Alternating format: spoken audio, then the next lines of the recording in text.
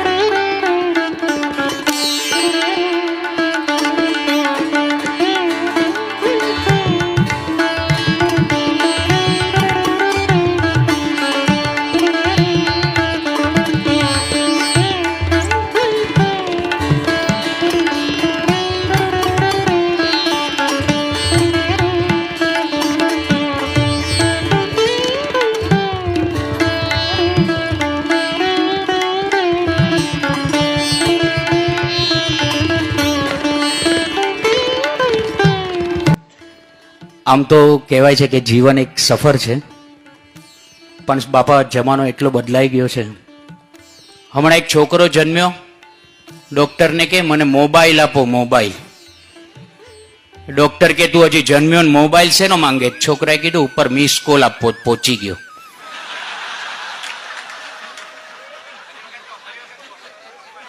ટેકનોલોજીનો જમાનો છે સ્વામી. અમેરિકા જતા 7 કલાક લાગે, પણ હવે ફેક્સમાં ભાભાને ઉભા રાખશે તો 5 મિનિટમાં સીધા અમેરિકા.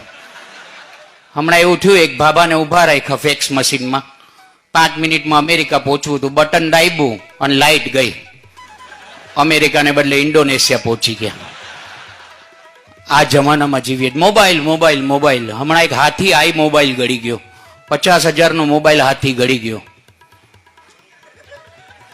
પેટમાં ગયો હાથીના. હવે મોબાઈલ તો કાઢવો પડે, એટલે 5 ડોક્ટર ભેગા થયા. ડોક્ટર સંઘવીન, ડોક્ટર દોશી, સાવલિયા અને મહેતા અને શ્રોફ ને કે ગમે તે મોબાઈલ કાઢી દો. એટલે ડોક્ટર કીધું ઓપરેશન કરવું પડે, તો કે કરો. હાથીને કાપ્યો, મોબાઈલ કાઢ્યો, પાછો જેમ હતો એમ સાંધી દીધો. પછી ડોક્ટર દેસાઈએ કીધું કે ડોક્ટર શ્રોફ દેખાતા નથી.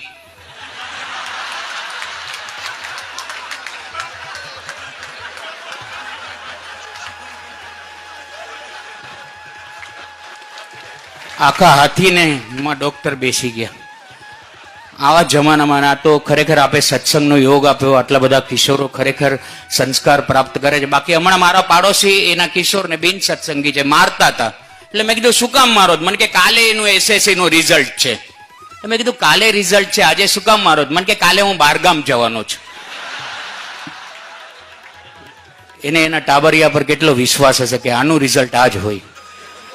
અને સ્વામી આજે આપે તો આ બધાને સમજદારી આપી અને ખરેખર અમે સૌને સત્સંગનું સુખ આપ્યું. બાકી તો કીધું શું હોય ને બાફી આવે શું. એક ભાઈને ફ્લેટ ગમી ગયો, બિલ્ડર કે એમ ફ્લેટ ન અપાય, બાનું લઈને આવજો. રાત્રે ઓલા ભાઈ 4 ધોતિયા 3 જબા લઈને ગયા. એટલે ફ્લેટ ગમી ગયો, એટલે બિલ્ડર કે બાનું લઈને આવજો. તો ઓલા ભાઈ 4 ધોતિયા 3 જબા લઈને ગયા. કે બાનું તો નથી, બાપુજીનું ચાલશે.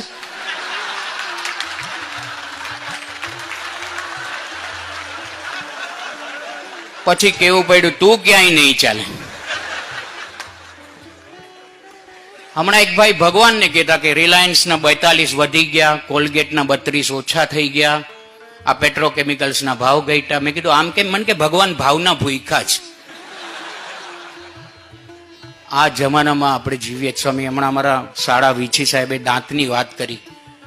એક ભાઈ ડોક્ટર પાસે ગયા દાંત પડાવવા. એટલે ડોક્ટરને કીધું કે દાંત પાડી આપો. એટલે ડોક્ટરે કીધું કે દાંત પાડવાના 500 રૂપિયા થાય. કે 500 રૂપિયા નહીં, થોડુંક સસ્તું કરો. કે જો 250 ઇન્જેક્શનના અને 250 દાંત પાડવાના. તો કે ઇન્જેક્શન નહીં મારતા, 250માં આપણું કામ કરી દો. એટલે ડોક્ટરે એને સમજાવ્યું કે જો આમાં ઇન્જેક્શન મારવું પડે ને તો ચીસા ચીસ થઈ જશે, રાડમ રાડ થઈ જશે. આ કે તો ઇન્જેક્શન નહીં મારે ને મને વાંધો નહીં આવે.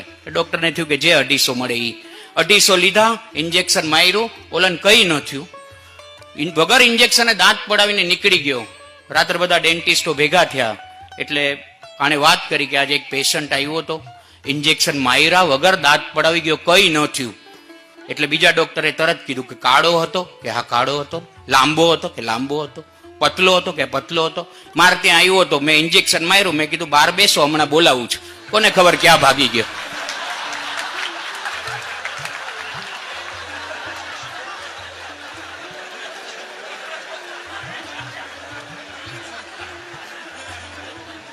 ને આ તો અમારા સદભાગ્ય છે કે આપ જેવા સાચા ગુરુ મળ્યા. બાકી ખોટા એ કેટલા રખડે છે. અમારે ત્યાં બાવાજી આવી ગયા હતા. ચીમનને બાબા નતા, છોકરા નતા થતા. તેને ચીમનને કીધું કે ગિરનાર में हमारा नाम का दीवा करना हो जाएगा. 4 વર્ષ પછી બાવાજી પાછા આવ્યા તો 4-5 ટાબરિયા આંટા મારતા હતા. એટલે રાજી થઈ ગયા કે ચીમનને થયા ખરા. ચીમનની ઘરવાળી હતી. પછી એને કીધું કે ચીમન ક્યાં ગયા? એ કે તમે કીધું હતું ને ગિરનાર में दीवा करना. તો કે હા. તો કે ક્યાં ગયા? એ કે હમણાં ગિરનાર જ ગયા. શું કામ? તો કે દીવો ઓલવવા ગયા.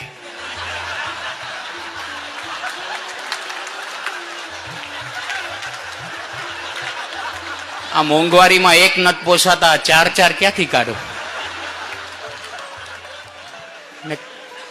ખરેખર આ તો આપ મળ્યા છો બાપા. બાકી એક ખોટા ગુરુ આવી ગયા હતા ગામમાં. એને થયું કે જો બાવાજી દર્શન કરવા ગયા, કે બાવાજી સાચા હશે તો બાવાજીના ચરણોમાં 501 મૂકીશ. અંદર ગયા, બાવાજીના દર્શન કર્યા, બહાર સ્કૂટર પાર્ક કર્યું હતું. નક્કી કર્યું હતું કે સ્કૂટર એમને એમ રહેવું જોઈએ, અખંડ યથાવત રહેશે તો બાવાજીને 501 આપીશ. બાવાજીના દર્શન કર્યા, બહાર આવ્યા તો સ્કૂટર હતું એટલે રાજી થયો કે 501 આપવા જોઈએ. વળી અંદર ગયો, બાવાજીના ચરણોમાં 501 મૂક્યા, બહાર આવ્યો તો સ્કૂટર નહોતું. એને થયું 501 તો પાછા લઈ આવું. અંદર ગયો તો બાવાજી નહોતા. વળી બહાર આવ્યો તો પાનના ગલ્લે કોકે કીધું કે બાવાજી હમણાં જ તમારું સ્કૂટર લઈને ગયા. ખોટા મળે તો સ્કૂટર પણ જાય. પણ આપ મળ્યા છો એ ખરેખર અમારા સૌના આમ સદભાગ્ય છે. અને આપણે બધા તો આમ પ્રવાસમાં છીએ અને અમે તો બધા આનંદ કરીએ. સ્વામી ઘણાને પૂછે ને કેમ છે તો કે મજા. મની પાછળ જા આવે એટલે ગઈ મજા. પણ આનંદની આગળ આ આવે આનંદ. આમ નંદ ઘરે આવતા હોય ને એવું લાગે. અમદાવાદ સ્ટેશનમાં એનાઉન્સમેન્ટ થતું હતું આ મજા ને આનંદનો ફરક. એનાઉન્સર નાકમાંથી બોલતો હતો. એ કે ગુંજના ને હોમ નમને હાંજે હાથ વાગી રવાના નાતે હાથ વાગી રવાના નાતે અને હાથ વાગી રવાના થાશે.